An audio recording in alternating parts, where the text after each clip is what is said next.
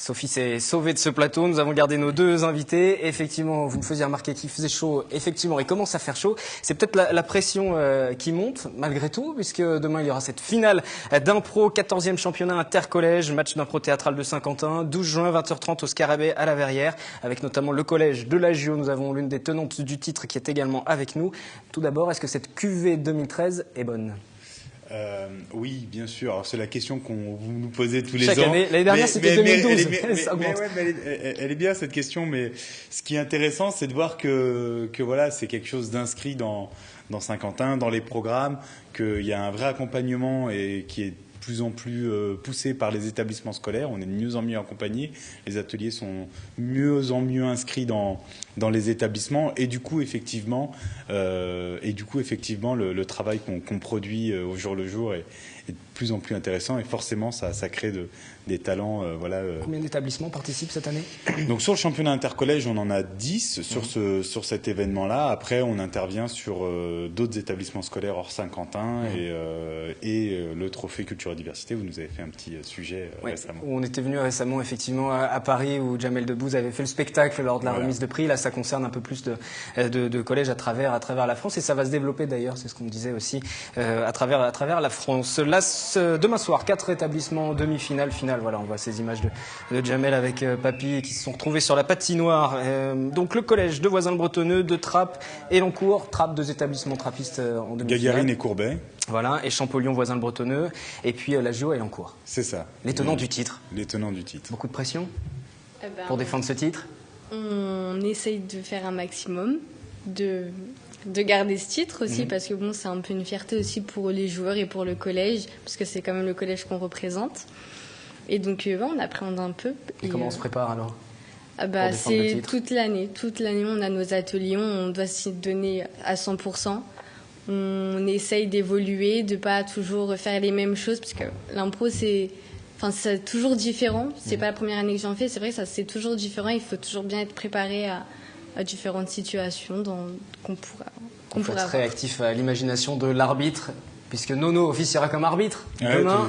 Ça. Ce qui va nous donner l'occasion de repréciser tout de même les règles. On parle souvent des championnats d'impro, comme si c'était acquis, mais tout le monde ne connaît pas forcément les règles. Comment ça se passe, un match d'impro ? Déjà, on ne fait pas n'importe quoi, puisqu'il y a un arbitre. Non, c'est une pratique théâtrale qui est très réglementée, qui rentre dans un cadre très ancré.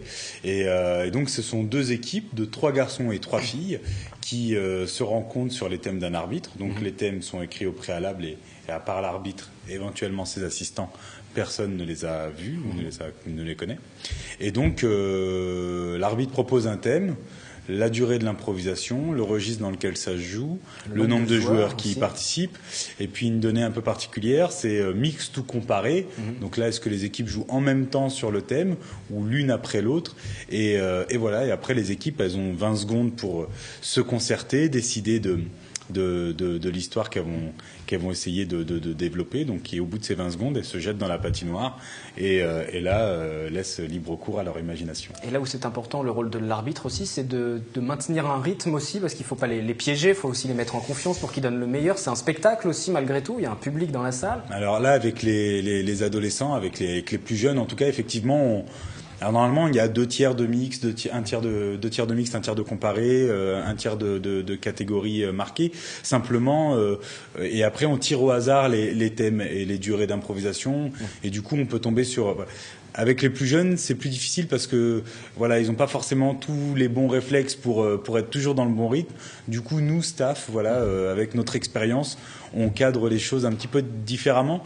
Alors c'est pas de la triche, c'est juste que les choses ne sortent pas au hasard. Et effectivement, le temps des improvisations sont modulés en fonction du rythme du spectacle. Il y a des surprises quelquefois. Tu as souvenir d'une mauvaise surprise, par exemple, d'un mauvais choix d'arbitre. C'est le moment que jamais. Mauvaise surprise, non, je dirais pas mauvaise surprise. Après, faut être réactive parce que si on comprend pas trop et on reste un peu. Quel était le moment le plus difficile dont tu te souviens depuis quand tu fais de l'impro ? Très longtemps, d'accord. Ok. Depuis l'âge de 8 ans. Bien enseigné l'arbitre. Ouais, en même temps, c'est moi qui tiens les fiches aussi de tous les adhérents. Alors. Bravo. Et donc, un souvenir, un moment précis qui a été ou facile ou difficile, un souvenir dans la patinoire ? On va dire que mon souvenir le plus difficile, ça va être mon premier match d'impro. C'est celui dont on se rappelle le plus, je pense. Donc, c'est la première fois qu'on fait ça devant des gens, qu'on joue, qu'on fait, enfin, en fait, qu'on partage un peu ce qu'on fait. Donc, ça va être le souvenir le plus difficile. Et puis, ouais, ça reste ça. L'arbitre qui est venu ce soir avec la panoplie complète. Allez, on va présenter tous les éléments. Alors, comment ça marche? Déjà, on met le maillot. Voilà, ça, c'est ce que je porterai demain. Où est la caméra? Il y en a plein. Juste en face. Sinon, juste en face, il y en a une juste en face. Ça, c'est le maillot d'arbitre. L'arbitre, il a son sifflet. Alors, ce sifflet-là, il n'a pas été fabriqué dans une imprimante 3D. Voilà, mais il vient du Canada, figurez-vous, et donc c'est un sifflet qui se tient au bout des doigts et qui marque le temps des débuts et des fins d'improvisation. Ça, c'est un palais bicolore, voilà. Donc ça aussi, alors c'est un vrai palais de hockey. Et donc ça, c'est pour tirer à pile ou face l'équipe qui commence. Et qui choisira ou non de prendre la main ou de la laisser, parce qu'il y a aussi de la stratégie dans l'impro. Donc ça, c'est un petit instrument de musique qui s'appelle le kazoo. Donc ça, je vais... Voilà. Très joli son. Très joli son. Et donc ça c'est pour signaler les fautes, en fait. Donc en général, quand un joueur entend ce bruit-là, il sait qu'il a commis une erreur, il essaye d'en tenir compte et il se corrige de lui-même, à moins que l'improvisation se termine juste derrière. Ça, c'est possible aussi. Et donc, et après, il y a ça. Et donc, l'arbitre appelle à voter. Et donc, voilà, c'est un carton bicolore. On y fait notre promotion aussi dessus. Voilà.